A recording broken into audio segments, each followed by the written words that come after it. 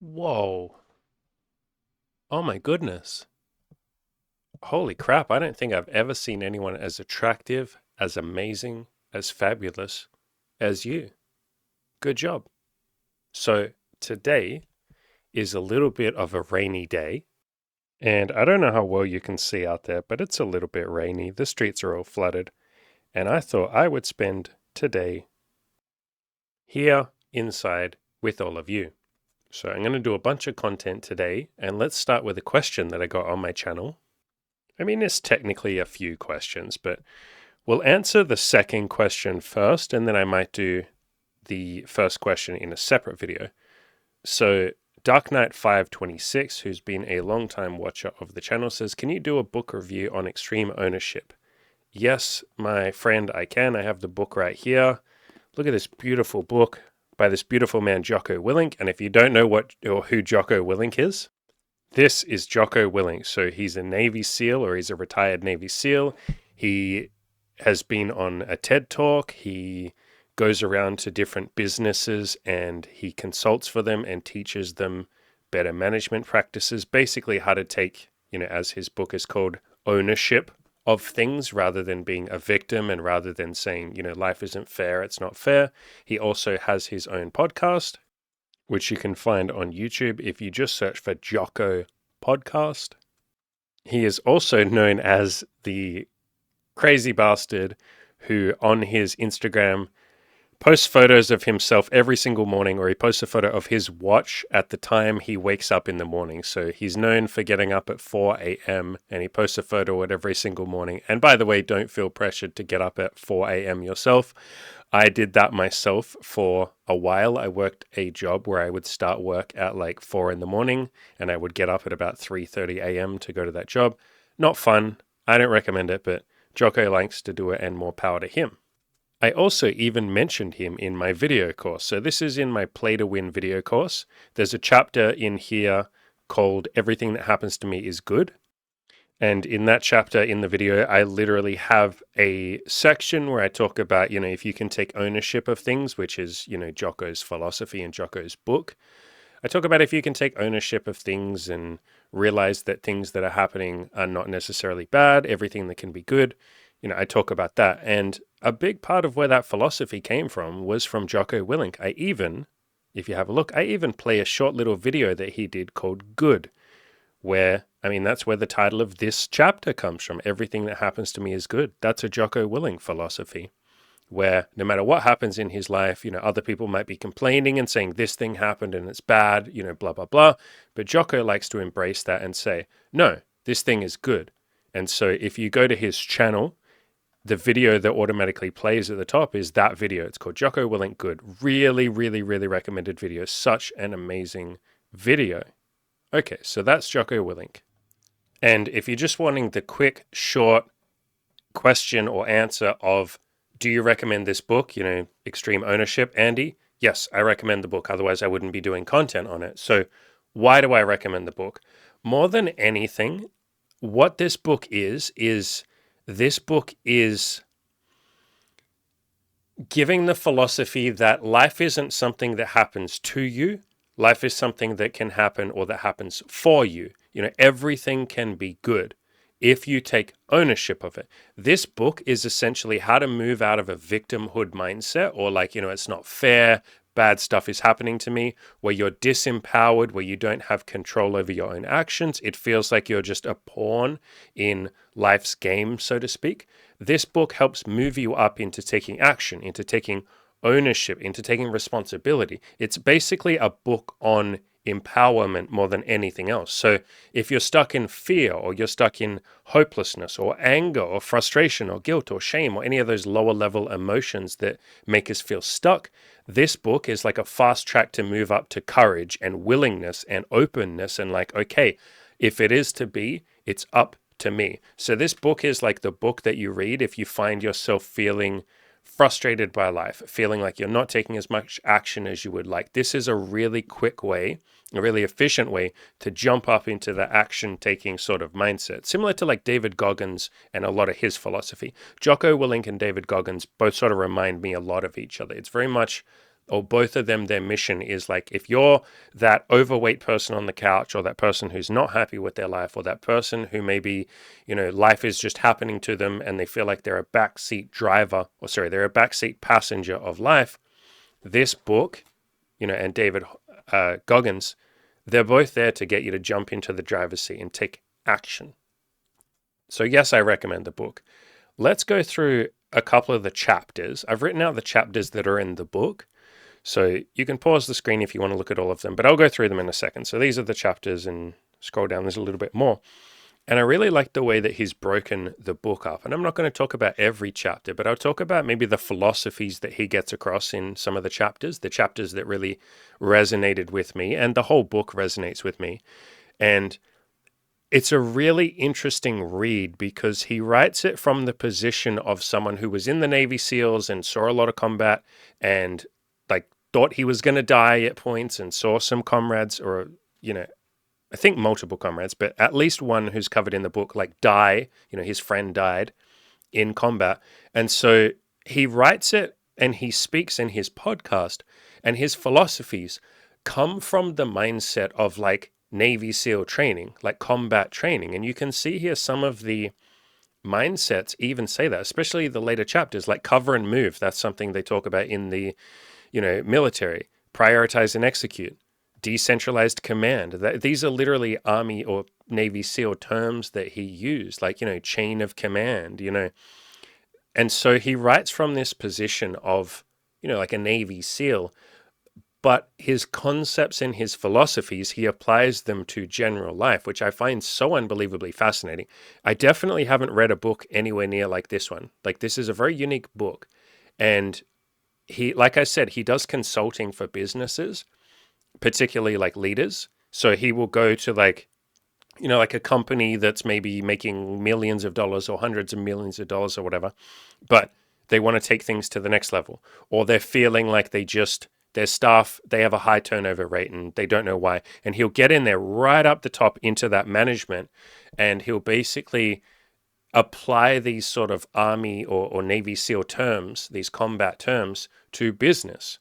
And so that's what he's most known for, is getting in there and helping businesses, and obviously his podcast and stuff. But all of his philosophies, I've been able to take them and apply them in my own life, and they've had quite a big impact on me, I think. I read this book a couple of years ago, and by that point I was already taking a lot of action, but this book really helped reinforce some of the things that I had discovered in my own life.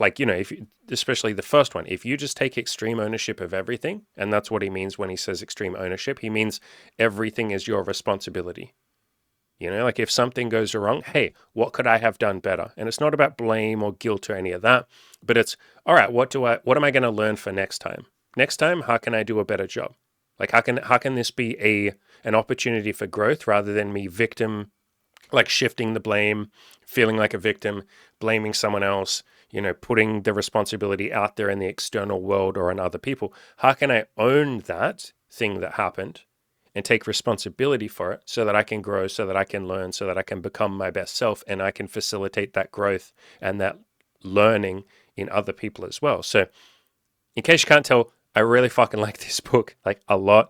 I really like this book. Again, it's called Extreme Ownership. Put it on the camera there, but let's talk about each chapter a little bit, or some of the chapters. So extreme ownership, I've explained what that is. No bad teams, only bad leaders. Yeah, in this he talks about what I think a lot of people do, where they blame other people. And he talks a lot about, he gives some examples. This book is just chock full of examples from combat, and he will also give examples from businesses where he's gone in there and almost like case studies of how he's helped management and some of the thinking that they had, and how he was able to get them to have mindset shifts, and what impact that had on the company. So it's such a really well-written book, and he didn't write it by himself. I also want to say he wrote it with his friend and co-author Leif Babin, and they wrote the book together. And so they both give examples. They served together, and they go in there and help businesses together. But one thing that he's seen come up quite a lot is that people will, as this chapter sort of explores, people will often shift blame and say, it's not my fault, it's the other person's fault. And how many people in a relationship will say, the reason I'm not happy is because of my partner. It's my partner's fault. If my partner would lose weight, or if my partner would listen to me more, if this guy would just talk to me more, if this girl would respond to my texts more, if my partner was just kinder, if he would just do the dishes more. And we often put the blame on other people. And it's almost like we're saying, they're a bad team. And so in a business sense, yeah, he gives examples of lots of businesses he's gone to where they say, oh, my staff are really bad. I just have a bad team. And he's like, there's no such thing as a bad team. There's only bad leaders. If your team sucks, it's because you suck. And there's a kind of way of phrasing it than that. But if your relationship sucks, or if you're not happy with your relationship, that's your responsibility. Byron Katie talks about this stuff. She says, if you want a happy relationship, or if there's a war in your relationship, so to speak, like if it feels like you're always battling, it only takes one person to end a war. Why wouldn't that person be you? I talk about these concepts all the time when I say things like the universe is a mirror. And so what I'm saying there is, and I say you go first. So if you want other people to be kind and honest to you, you go first. You do it first. If you go around being super kind to everybody and super generous and super loving and all of that, as best you can be, you don't have to be perfect with it. I'm not. But if you can try your best to be honest, to be kind, to be compassionate and all of that, to be open, then the universe is a fucking mirror. People reflect that back to you because they see your bravery in being open and honest. They see your kindness and your compassion and they go, I like that guy or I like that girl. I'm going to be nice to them. Or I really respect how open this person is. I'm going to reciprocate that. I'm going to step up to the plate and be a little bit brave and be open and honest as well. And so he absolutely embodies that philosophy, especially in a business sense, but in relationships and definitely when he was in the military. And so it's that extreme ownership and that taking responsibility and saying, I'm not going to shift the blame and blame my partner or blame, some people take it to an extreme example and they will blame all of womanhood. Or how many women blame all of manhood? There's a whole movement for that called, feminism. That's essentially a bunch of people saying men are a bad team. Rather than saying, fuck, maybe I'm a bad, bad is a strong word, but like maybe I'm a bad leader. Like if you have a problem with the entire male race, if you think 4 billion people on the planet are the problem, like a little bit of self-reflection might be in order there. And the same thing I would say to men, and I'll say this gently, but like if you think that women are the cause of your unhappiness, whoa. How would you even begin to solve that problem? And that's kind of the point of Jocko Willink's book and his philosophy, is if you blame other people, like if you blame all of womanhood, or you blame all of, every single man, how do you even begin to fix that? And we've seen feminism attempt that for the last however long they've been doing their absolute best, but not particularly doing a great job, because you can't fucking fix 4 billion people. But what you can work on is yourself. And so in that way, Jocko Willink is quite, maybe this is a clumsy word, but quite enlightened, I guess, in that respect, in that it's a very sort of like Buddhist philosophy. It's a very, I love his philosophy because really it's a beautiful philosophy. His philosophy is basically stop focusing on other people. Focus on you. That's the one thing you can change. That's the whole point of this book, ownership. Take ownership of everything.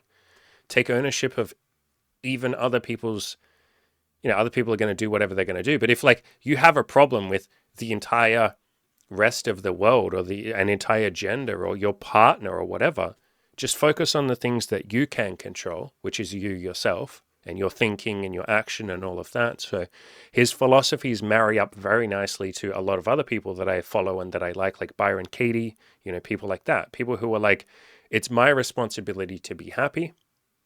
It's my job to love myself. It's not my partner's job to love me. They're going to do whatever they're going to do. They'll either love me or they won't. But I'm the one that I'm with 24/7, so I'm going to focus on loving me. So that's Jocko Willink's philosophy. But Jocko Willink is like the hyper-masculine version of Byron Katie. Like Jocko Willink and Byron Katie basically have all of the same philosophies, but he's like the most masculine version of it that you're ever going to get. He's like a turbo fucking masculine hyperactive dude. And she is like the most sweet old grandma version. There you go, just for a comparison. So Byron Katie on the left, Jocko Willink on the right. And they both have like their philosophies line up so much. Both of them are just like, stop expecting, or you're going to be miserable if you expect other people to give you the things that you want and other people to make you happy. It's like, it's got to come from you. Byron Katie talks about self-love and, integrity and all of that. And Jocko Willink talks about extreme ownership. So two polar opposites who both have the exact same philosophy. So that's the second chapter. Skip the third chapter, even though it's amazing. Check the ego. That's about humility and giving yourself permission to suck and all of the sort of concepts that we talk about a lot on this channel. Part 2 is where it starts to get really exciting. I think particularly the chapter that jumped out to me the most was prioritize and execute.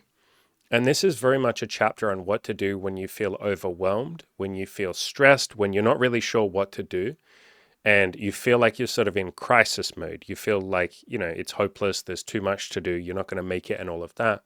And he talks a lot about a concept that they had in the Navy SEALs and that he uses with businesses when they're feeling overwhelmed and they're like, there's too much for us to do. We can't possibly fix it. It's all hopeless.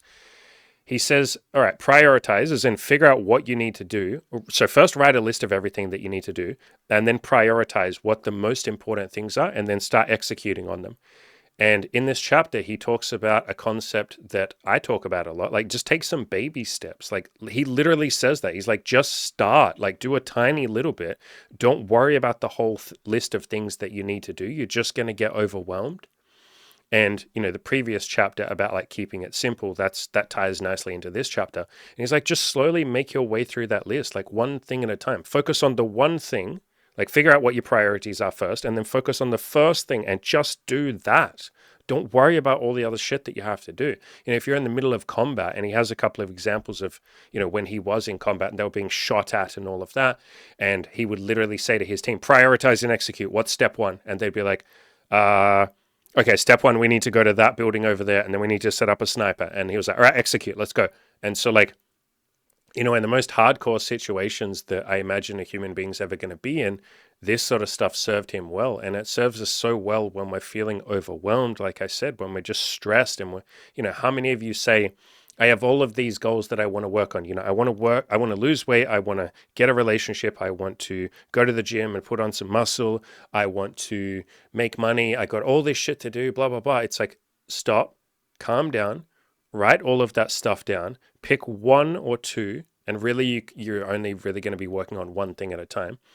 Pick one thing and start executing on that. And when you feel like you've got a hold on that and you feel like you kind of know what you're doing, like the gym has become a habit or something, and you've gone to the gym for like a month in a row. Okay, now you can start looking at doing something else. And, you can do both of those at the same time. And so this one really is about like keeping it more simple, not getting yourself stressed out. It's like the kind of how-to of how to take ownership of things and how to actually get things done. So in a weird way, this book is sort of like a how-to of like how to achieve goals. This book is so many different things, but you can use it to achieve goals. The next chapter, Decentralized Command.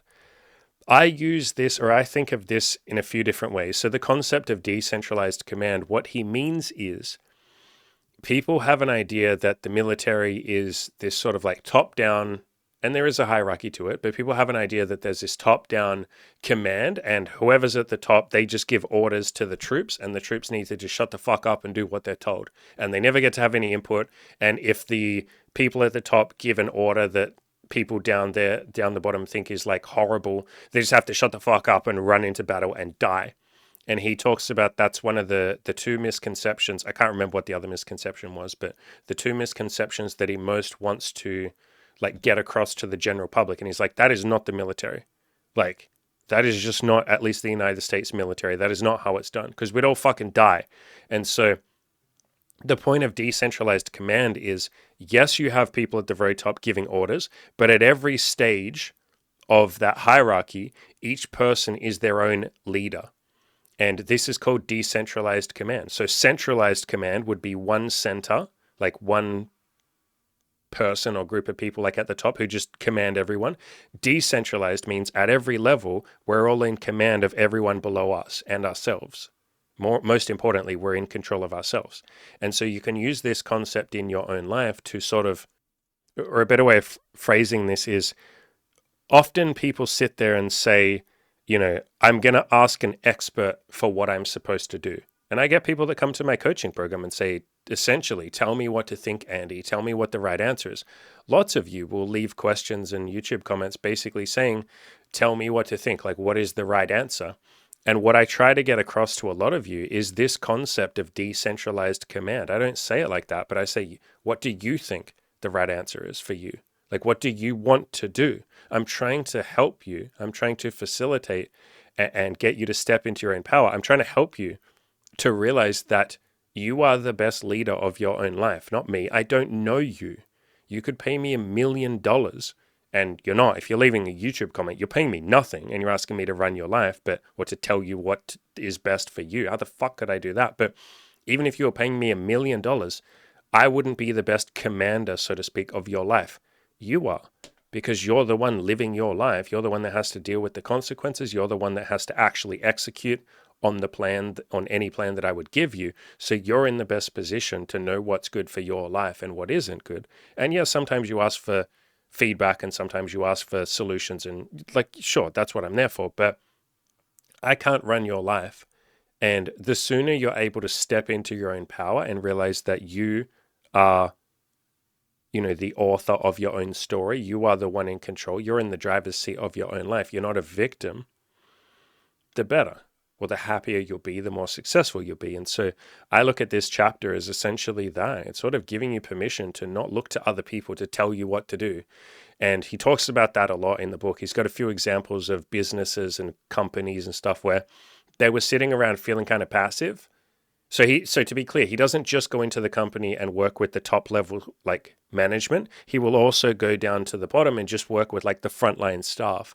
And for some of them, he will teach this concept of decentralized command. He'll say, you've all been sitting here waiting for management to like tell you what to do.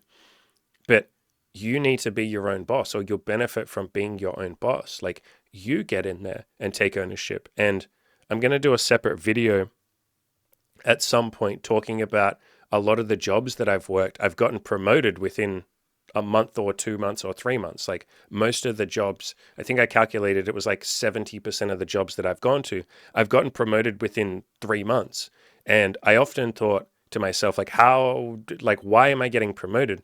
I think more than anything, it's because I did this. I took ownership of everything at every job I ever worked at. Even when I was like a trolley collector, I was the person going out into the car park and collecting trolleys. But I would take ownership of that trolley, like the car park, and I would make sure it was perfect. I would pick up trash, which is not part of your job description when you're pushing the fucking trolleys back into the store. I would own the shit out of the car park and make it fucking perfect. I would talk to customers in the fucking car park and be like, hi, how's your day going? Do you need anything? Like, are you looking for the store? It's this way. Like, I would get in there and like really take command or take ownership of my little space and the role that I have been given. In other words, I would take pride, or it's not even that. I would show a lot of love to the position that I had been given, and I would collect the shit out of those trolleys and just do the best. I was the best, or I tried to be in my head. I was like, I'm going to be the best trolley collector this company has ever had. And once I finished collecting the trolleys, once my job was done, which they would pay you for an 8-hour shift, and every other trolley collector would just, fuck around out in the car park, because it's a very easy job. You put your headphones in and you just kind of walk around in the car park and collect. It's such a fun, easy job. And so everybody else would just be very cruisy and chilled with it. But I would get all the fucking trolleys collected in like half an hour. And then I would go inside the store and I would go up to the manager or anyone who was above me, which was basically everyone at the company. And I'd say, hey, all the trolleys are done. What can I do for you? Like, what do you want me to do? What do you need from me? And they'd be like, wait, you've collected all the trolleys? And I remember the first few times I did this, I went into the store and I was like, I've done all the trolleys. And the woman who was kind of my boss was like, are you sure? And I was like, yeah, I've collected all the trolleys. And she literally didn't fucking believe me because I was only like 16, right? And she probably just thought I was some dumb kid. And so she literally goes out into the car park with me. And I remember thinking, like, does she not believe me? Like, is she calling me a liar? And so we walk around and she's like, oh shit, there like actually aren't any trolleys. I was like, yeah, what do you want me to do now? And she was like, oh, okay, I guess you can help fill the shelves. And so I filled the shit out of this. I was like, I'm going to fill these shelves better than anyone else. And I took ownership of that. I took command of that.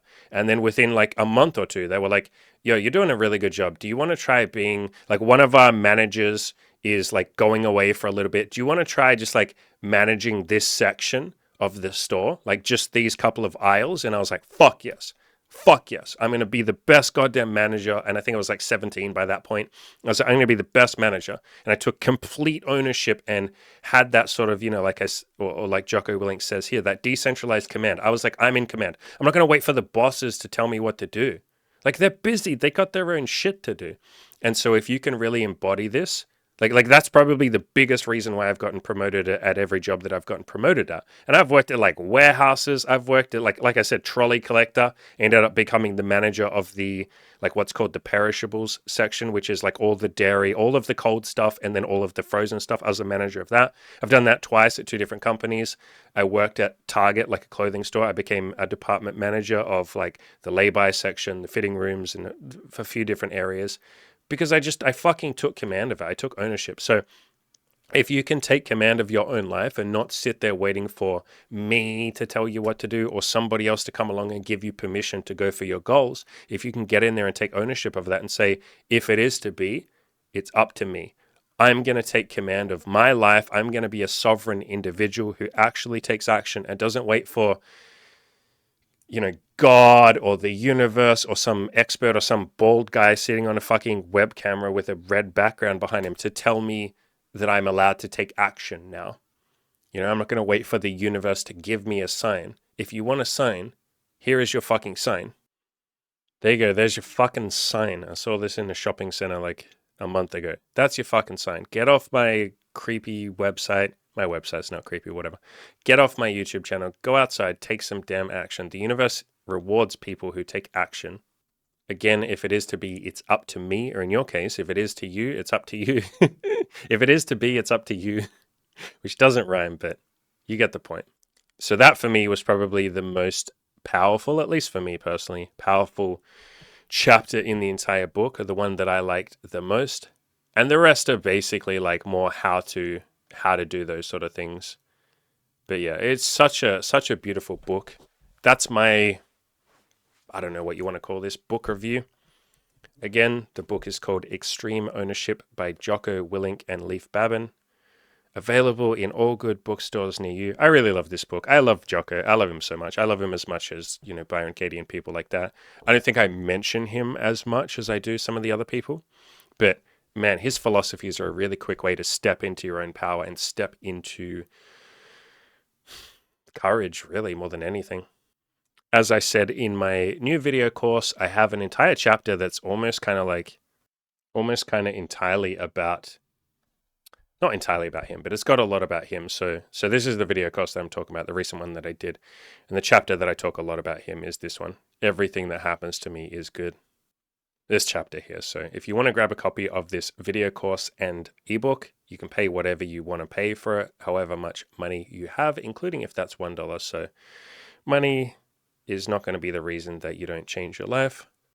Take extreme ownership of your life. Grab the video course, grab the book, get out there and do amazing things. And if you don't want to and you don't do that, that's beautiful too. If you would like more help with your goals or any of this sort of stuff or anything at all, I offer coaching. I got one-on-one coaching calls. We can sit down with me. We go over all this sort of stuff. And we also have a hardcore group coaching program. Both of those are down below in the description. As always, ladies and gentlemen, go out there, crush those goals. If you end up grabbing this book, let me know how you get on with it. And have a beautiful, wonderful day. Yep, it's still raining outside, so I'm going to do even more content.